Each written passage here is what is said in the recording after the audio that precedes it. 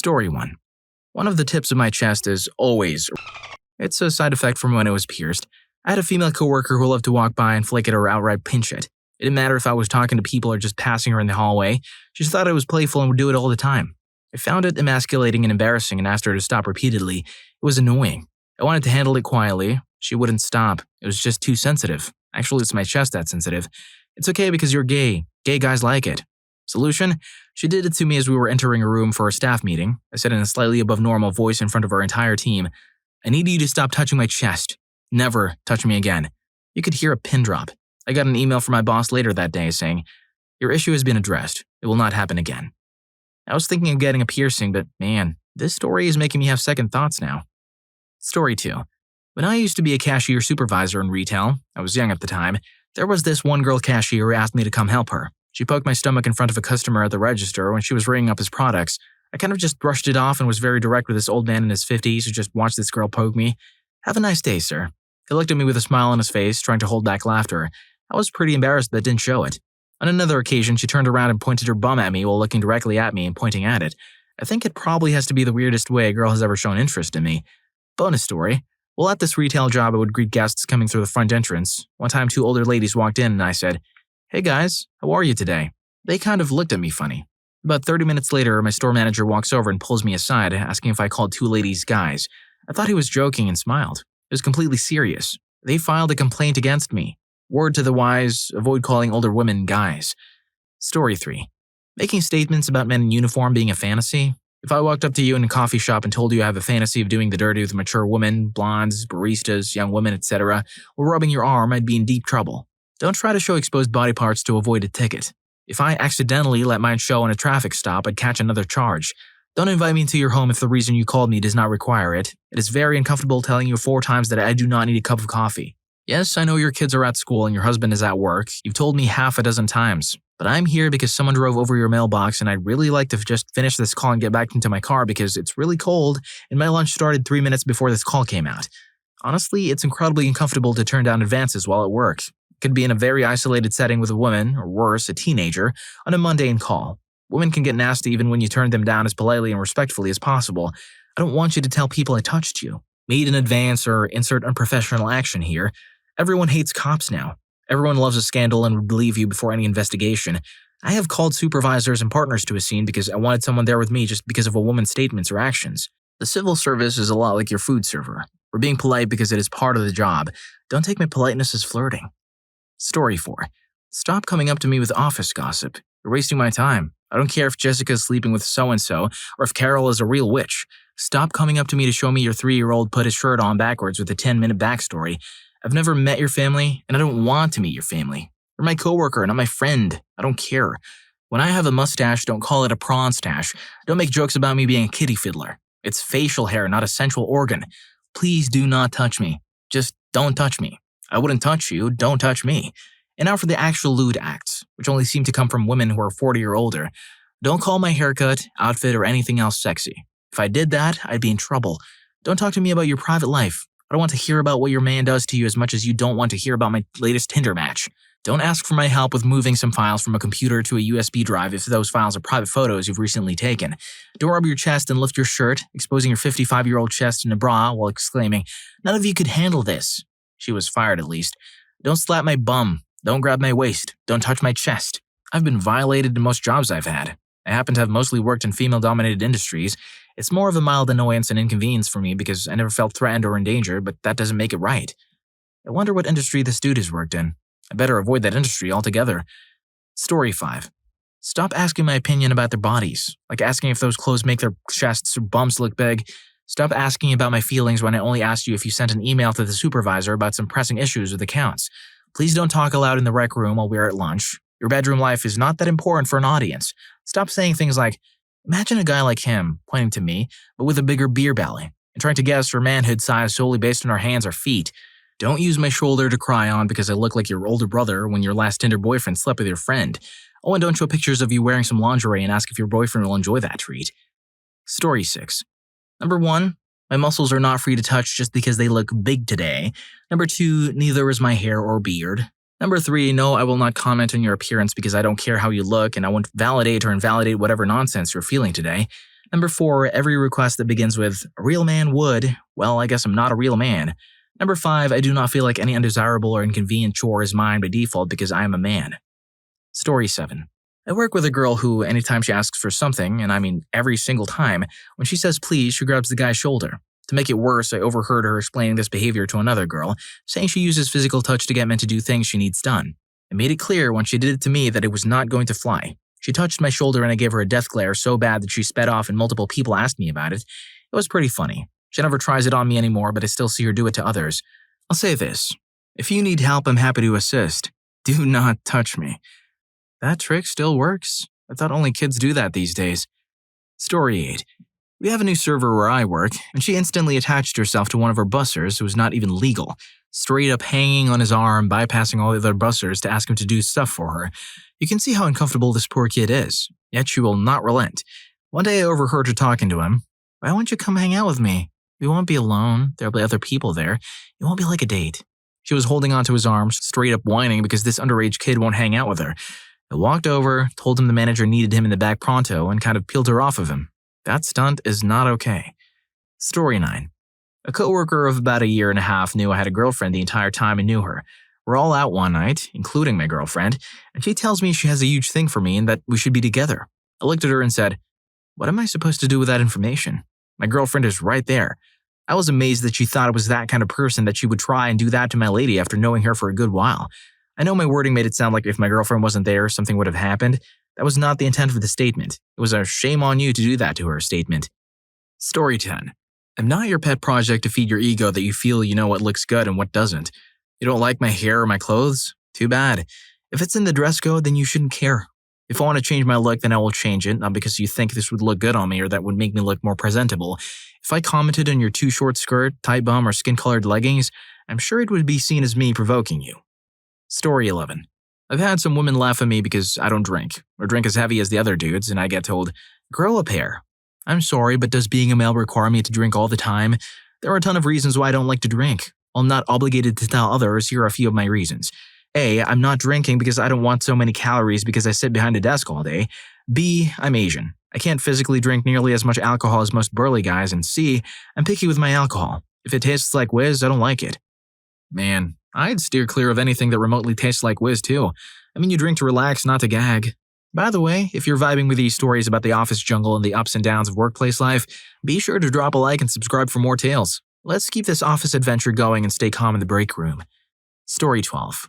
I work in an environment that is heavily female-dominant. Until our 2 new hires started yesterday, I was the only man in the office. Don't tell me about all the details of your life at home. I really can't explain in words how much I don't care about what your husband said that made you mad, or your dealings with so-and-so that said something, or what you said in response. I get that women process things differently overall, and I know they aren't looking for solutions. They just want empathy. So I listen and put up with it, but there are 2 women in my team about whom I know far more than any man not married to them has a right to. Story 13. Don't touch my beard unless I invite you to do it. I don't care how big or fluffy it looks, leave it be. Bringing your hand that close to someone's face is kind of an intimate gesture. Just don't do it. Story 14. Yeah, just because I'm the only guy doesn't mean I automatically have to do all the lifting or furniture moving. I wasn't hired as a mule and they would lose their minds if I told them. I don't clean. That's a woman's job.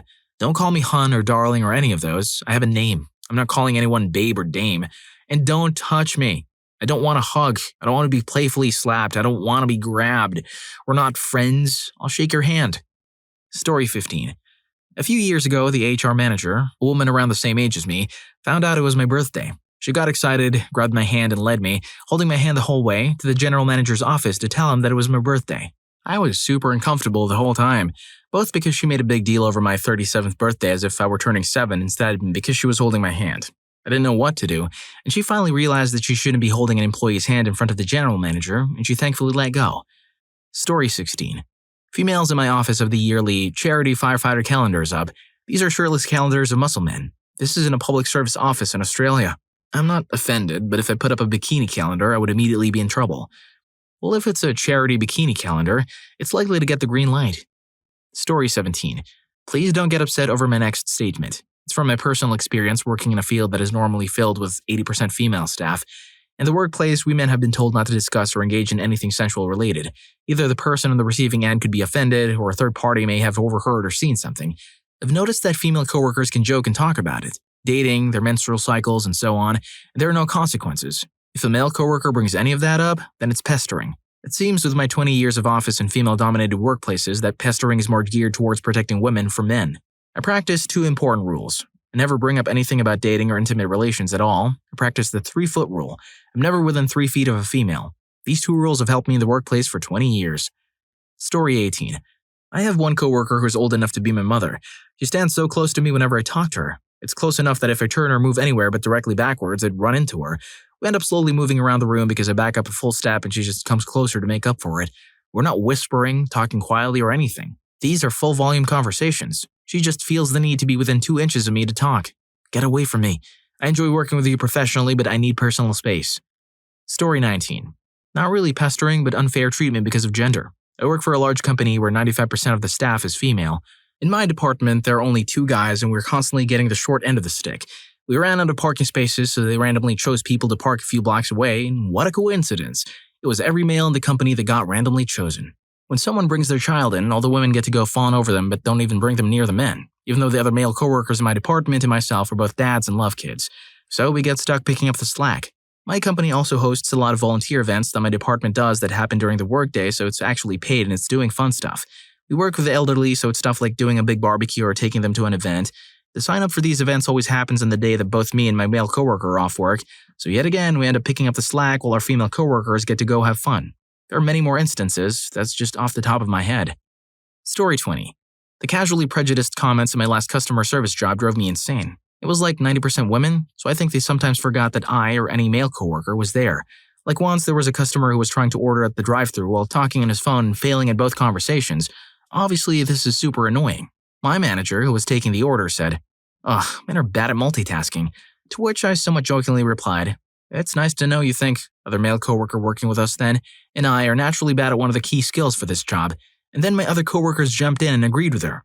I kind of laughed it off, but it honestly did make me question whether or not my coworkers and managers thought I was just inherently worse at my job than they were. And also, I feel like if the tables were turned and I had said something like, "Ugh, women are so bad at math," if a female customer made a mistake while handing me cash or something, it would have gone very differently. Story 21. I worked in a new Sears paint department at a new mall opening. Part of working in the paint department was the ability to lift the cans of paint, gallon cans and boxes, 4 gallons of paint. The department lead was a female, the supervisor was male, and the staff was me and a female coworker. I had just gone out of the army, at 21, so following orders was normal. Oh, and importantly, you got 30 cents per gallon of paint sold if you rang it up. Well, besides my coworker setting up all the shelf displays, which consisted of her dusting the just assembled shelves and me walking to the back and bringing out the paint and putting it on the shelf, both bosses said it made more sense and we were working equally. When there were concerns that the shelves weren't going to be set up on time, they said I would have to work overtime, unpaid, to get the shelves done, because they were only half done with what they expected, one person moving cans. When I brought them out to the end of the aisle, my coworker wouldn't pick them up to put them on the shelves. They had to approve overtime for me, into the nights as I was going to school at the time. The only time I had extra was when I was supposed to be sleeping. That sucked. Besides me grabbing the paints and carrying them to the counter to mix them, she rang them up. We both worked in the department, but when I had a sale, I had to get the paint and prepare it. When she got a sale, I had to get the paint and prepare it. After I got my 2-month review, I was told I wasn't as productive as my coworker. She closed more orders and spent more time on the floor. I was required to restock the back room and the shelves, so time off the floor. When I talked to the supervisor, he said he was a lifetime Sears person and didn't want to make waves. And he wasn't physically fit to lift the cans. He didn't want to. So my coworker got a raise for being a more productive person. So the straw came when, for some reason, this painting crew came in and wanted 30 cans of paint. So I walked them through the paints and their options. They ordered the paints but wanted to make sure that they were in stock. Fair enough. I said I would check the stock in the back and start mixing once they signed. I walked into the back and my coworker swooped in and rang them up. We had a company policy of not stealing each other's customers. But hey, there was $9 on the table. So she rang them up. I came back out and said yes, we had the paint, and they said thanks. She just rang them up and said they would be back in an hour to get the paint. So I went to the supervisor and said to move it to me. I just spent an hour with him, and she took my commission. He said he couldn't override the sale, see the department manager. I went to the department manager and she brought my coworker in. Coworker said she hadn't seen me standing in front of her with a customer for the last hour. The department manager sided with the coworker. Then she pointed out that they would be back within half an hour and I better get the paint mixed so it was ready for them. I quit. She threatened my check for the week, so I walked to HR and talked to them. They pulled out the security camera. I went to talk to my boss and coworker and decided to give me the commission because you could see my coworker standing there watching me and the customer, and as soon as I walked away, she dove in. So HR said to move the commission and walks away. A customer came in and was talking to me as I started to mix the paint. The department manager started asking them about my service and if I had upset them, left them hanging, or if they were upset that the paint wasn't ready. The customer had been in the military and we had talked about it earlier, and he got the vibe that she was fishing to get something on me. He said he had something to say and asked for her manager, whom she ran to get. So I'm mixing paints to see how this goes. The store manager comes down all gruff. The customer goes on to say how happy he was to be here and how he never thought he would use Sears to buy paint, but I talked him into it and he had a great time. He asks me if I can help load the paint into his truck. Not supposed to do it, but of course my irritated department manager said yes. We walked out and the guy said if I quit that day, I could have a job with his crew. I had another offer, I was working 2 jobs in the mall, to get more time in the other store. I walked in behind my department lead, talking about me, and quit. The store manager had heard from HR about an issue, involving me, not the department lead, asked some questions, accepted my resignation, and gave me my check before I left. I worked in the mall for a few years while going to college. The department leader never forgave me as her department sales dropped. My supervisor was pissed at the amount of work he suddenly had to do, and my coworker was pissed that her commission dropped because my replacement could close sales. So not pestering, but 100% gender-based. Everyone had to lift and carry per the hiring process, and we had dollies. I hope you enjoyed the video, and if you made it this far, I'm sure you'll also enjoy. Men, what do women do that is creepy? Story 6 will give you the creeps. See you in that video.